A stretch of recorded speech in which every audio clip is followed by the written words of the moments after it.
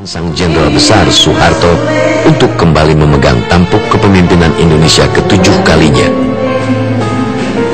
Rapenas Golkar memberi mandat kepada saya untuk menyampaikan agar Pak Hartono menjadi presiden lagi untuk periode 97 5 tahun 2012. Gitu. Cek saya kan ke Golkar, yang saya nggak mau ngecek ke P3 atau PDI atau ABRI, itu namanya intervensi, masih tetap oke dengan alasan itu. Kemudian terus terjadi berbagai gejolak daerah-daerah mengenai kabinet, mengenai reformasi macam-macam. Saya bersumpah akan memenuhi kewajiban Presiden Republik Indonesia dengan sebaik-baiknya. Jadi pasca pemilihan terhadap Soeharto yang naik ke-7 kalinya itu masyarakat justru makin aktif, tidak hanya mahasiswa. Ini benar-benar gerakan rakyat ya, ibu-ibu dengan gerakan nasi bungkusnya buat buat mahasiswa. Aksi demonstrasi mahasiswa menuntut reformasi total dan diturunkannya harga kebutuhan pokok makin hari makin meluas disuarakan. Orasi di dalam kampus lambat laun bergerak menjadi aksi turun ke jalan dan tak jarang berujung bentrokan dengan aparat. Intensitas bentrokan bahkan meningkat ketika Soeharto masih berada di Kairo, Mesir, mengikuti konferensi tingkat tinggi G15. Hartono mau ke Mesir. Itu Pak Prabowo datang ke tempat saya, Pak Prabowo adiknya beliau kan, Pak mau tolong deh, kita Bapak campuri dulu lah keadaan begini. Oke Pak, saya ke sana. Pak, apa enggak sebaiknya dipakaikan aja, enggak bisa harus saya harus berangkat. Waktu itu belum ada satu tindakan yang bisa dianggap sebagai puncak dari keburukan itu, tapi Soeharto sendiri malah berangkat ke Mesir gitu kan. Maka yang muncul adalah dugaan-dugaan, salah satunya misalnya memang bisa dikatakan bahwa bakal ada peristiwa yang lebih buruk.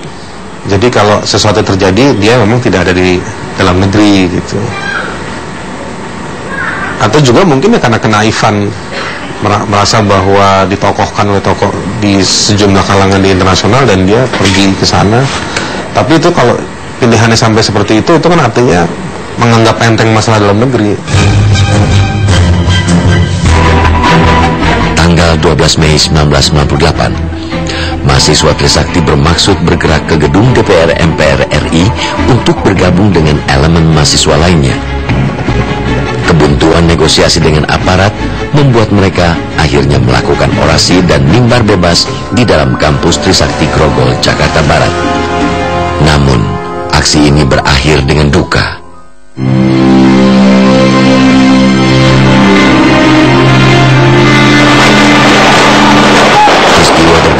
Terjadi ketika 4 mahasiswa Trisakti, Elang Mulia, Hendriawan, Hafidin Royan, dan Heri Hartanto tewas akibat terjangan peluru aparat keamanan. Sebelum kejadian itu dia minta pasang saya jaket alma mater Trisakti, diminta kejuruan dan nama. Terus saya bilang, kok tumben? Saya bilang, enggak, katanya sekarang kalau ada demo kita anak-anak suruh pakai. Tapi karena ada provokator waktu itu jadi rame nggak karuan. Sebenarnya di dalam kampus, terus ada yang menghalau untuk keluar, didorong lagi ke dalam. Nah, pas masuk ke dalam ditembakin dari flyover. Penembakan mahasiswa Trisakti itu mengejutkan dan makin meletupkan kemarahan publik. Terlebih setelah diketahui peluru yang bersarang di tubuh para mahasiswa itu bukan peluru karet atau peluru hampa sesuai protap pengamanan, tapi peluru tajam yang mematikan. Pikir saya cuma kritis ya, tapi pas saya masuk kamar jenazah udah ada 4 jenazah pakai kain putih. Saya masih nggak sadar ya.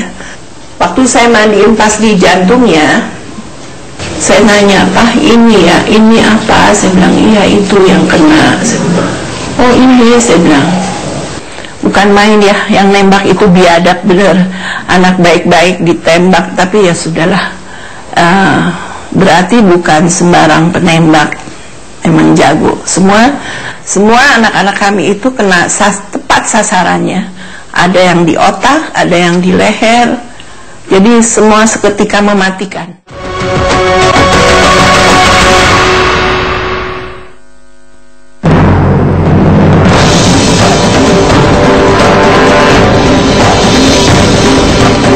Tanggal 13 Mei 1998, pagi menjelang siang, asap hitam tebal membumbung tinggi di angkasa. Puluhan rumah dan toko ludes di amuk si jago merah.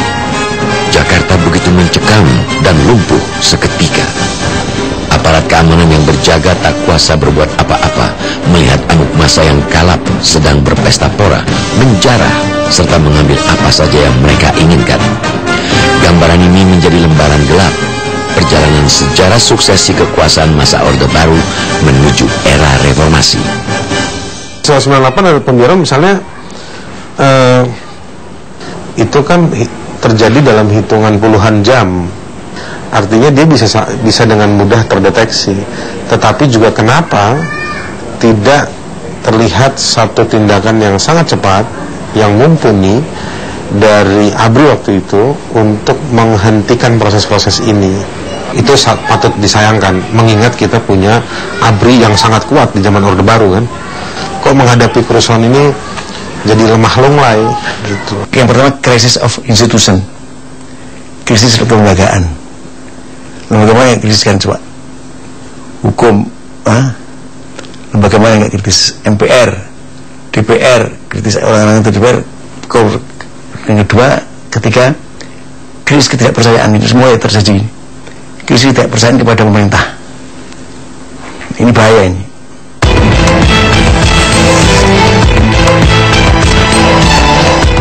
Peristiwa kerusuhan tanggal 13 sampai 15 Mei 1998 tidak dapat dilepaskan dari konteks dinamika sosial politik masyarakat Indonesia pada masa itu.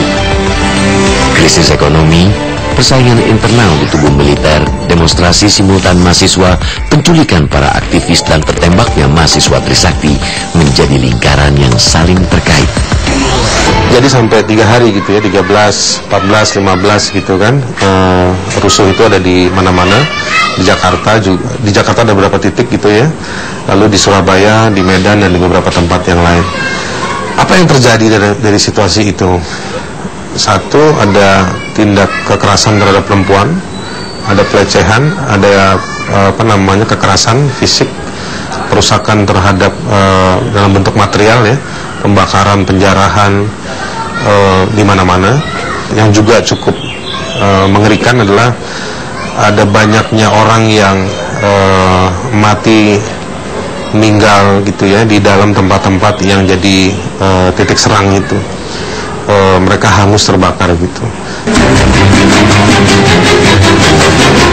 Aksi rusuh massa berlanjut menjadi aksi rasial di berbagai tempat. Sementara pada sisi lain, aksi gelombang mahasiswa terus bergerak untuk mengepung dan menduduki gedung DPR MPR RI sampai tujuan mereka menurunkan Soeharto tercapai. Dan waktu itu adalah prinsipnya tak mungkin lagi perahu berlabuh kembali. Ini sudah di tengah jalan, jadi harus segera diteruskan. Makanya pilihannya adalah langsung duduki DPR. Wah, ini keadaannya sudah gawat ini, dan pengertian beberapa kubu kan terjadi waktu itu. Datang ke DPR semacam mahasiswa, semua masyarakat, semua penumpukan. Senin pagi setelah saya menerima dari berbagai fraksi, diskusi kita bagaimana keadaan ini. Sudah gaya begini, sudah saya lihat sudah ada pembakaran di mana. Melihat situasi yang semakin panas, juga korban berjatuhan semakin banyak, Harmoko beserta pimpinan DPR lainnya secara resmi meminta Soeharto turun dari jabatan presiden. Saya waktu itu tanggal 16 minta bertemu Pak Harto, karena Pak Harto berpulang kan. Sabtu diterima di Cendana. Pak, keadaannya begini Pak. Apa? Ada 3 hal Pak. Bapak harus memimpin reformasi. Ya, saya memimpin reformasi. kedua Pak, kedua adalah Bapak harus mereshuffle kabinet ini. Ya, pembahasan soal tutut tidak akan saya pasang lagi. Ketika ini Pak, saya bawa map banyak itu, kemudian bawa catatan juga Pak. Dengan rendah hati Pak, saya minta Bapak mundur. Tepat tanggal 21 Mei 1998, Presiden Soeharto menyatakan lengser ke Prabon dari jabatan presiden dan menyerahkan tampuk kepemimpinan kepada Baharudin Yusuf Habibie. Saya memutuskan untuk menyatakan berhenti dari jabatan saya sebagai Presiden Republik Indonesia. Sejak itu pula, nama Harmoko dihapus dari daftar nama orang kepercayaan keluarga Cendana karena dianggap berkhianat terhadap mantan orang nomor 1 di Republik ini. Saya sudah mengira ini pasti ada macam-macam terhadap diri saya kan. Waduh, brutus, pengkhianat. Saya justru bukan pengkhianat, menyelamatkan Pak Harto. Coba kalau diteruskan. Setelah beliau lengser juga, waktu saya ke rumah sakit kan nggak bisa ketemu karena di ICU, nggak bisa lagi ketemu oleh familinya.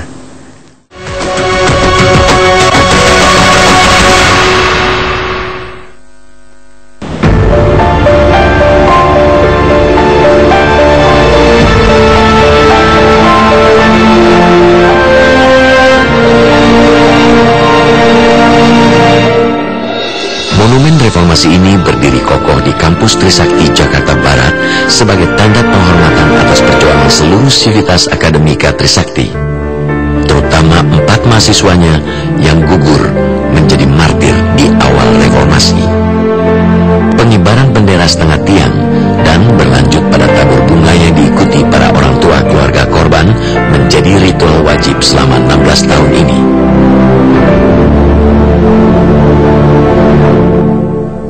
Karena sudah 16 tahun dan sudah 4 kali ganti presiden, tidak ada satupun yang berniat untuk mengungkap kasus ini. Ketika pemerintah menyelesaikan kasus-kasus pelanggaran HAM, saya pikir belum ada yang bisa diapresiasi. Jadi pasca Orde Baru, kemajuan demokrasi kita itu hanya dalam bentuk pengakuan-pengakuan di atas kertas. Belum bisa kita katakan sebagai langkah untuk menuju kepada demokrasi yang baik. Kita mesti mencarikan demokrasi. Keinginan kuat para orang tua korban penembakan tidak pernah surut dalam mencari keadilan. Mereka terus mendatangi instansi terkait agar kasus ini tidak menjadi barang usang dan dipetieskan, termasuk mengadu ke anggota Dewan Terhormat. Namun, sejauh ini usaha mereka selalu menemui jalan buntu. Kita bikin Pansus 12 Mei dari Trisakti itu, kita bikin tim dan kita dengar dari Partai Golkar katanya ini bukan pelanggaran HAM berat.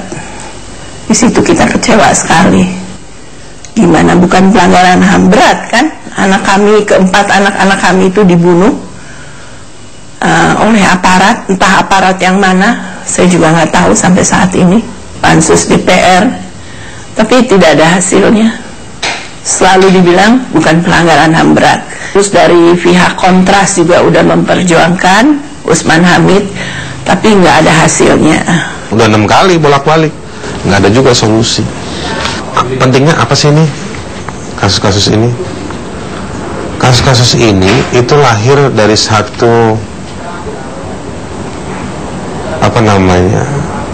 lahir dari satu kebijakan politik yang menghalalkan kekerasan, yang menghalalkan darahnya warga sipil. Hari ini ada orang yang seenaknya aja bicara, sudah lupakan saja, itu kan masa lalu. Tetapi kan kita tidak pernah mengoreksi apa yang menyebabkan kekerasan itu terjadi. Kalau cara berpikir si penguasa yang adaptif terhadap penggunaan kekerasan, yang gandrung menggunakan kekerasan, ya, dan dia berlakukan itu, kan kita nggak punya pelajaran baik di waktu yang lalu. Demi menghindari sorotan negatif dunia internasional, pemerintah telah menggelar pengadilan militer dan juga pengujian balistik proyektil peluru di Belfast, Irlandia. Hasilnya, peluru kaliber 5,56 mm itu berasal dari senjata Polri unit Satuan Gegana, bukan peluru milik pasukan khusus TNI Angkatan Darat seperti dugaan banyak pihak selama ini. Di samping itu, sanksi hukum juga diberikan pada beberapa anggota Polri pelaksana lapangan tingkat rendahan, sementara para perwira tinggi tidak tersentuh sama sekali. Pengadilan militer saya nggak ikut datang, akan membuat tambah saya luka ya, sedih kelangsa. Jadi saya juga nggak tahu benar apa enggak. Pelaku itu kan disuruh sama atasannya pasti ada dalangnya. Sampai saat ini aja saya nggak tahu. Isu ini ya tiap tahun kita hanya kebagian untuk memperingati saja. Seperti keluarga korban itu ya tetap berziarah gitu ya. Tiap tahun juga datang ke lembaga-lembaga ini, bahkan sampai ke Menko Polhukam. Tetapi juga tidak ada kemajuan dari tahun ke tahun. Sampai kapanpun saya berharap. Tapi saya karena lebih ke Maha Pencipta, Allah Subhanahu wa Ta'ala. Kalau nggak ada keadilan pun di dunia ya di akhirat, gitu aja. Dan saya sudah mengikhlaskan kepergian anak saya karena dia sudah tenang di sisi Allah, gitu aja.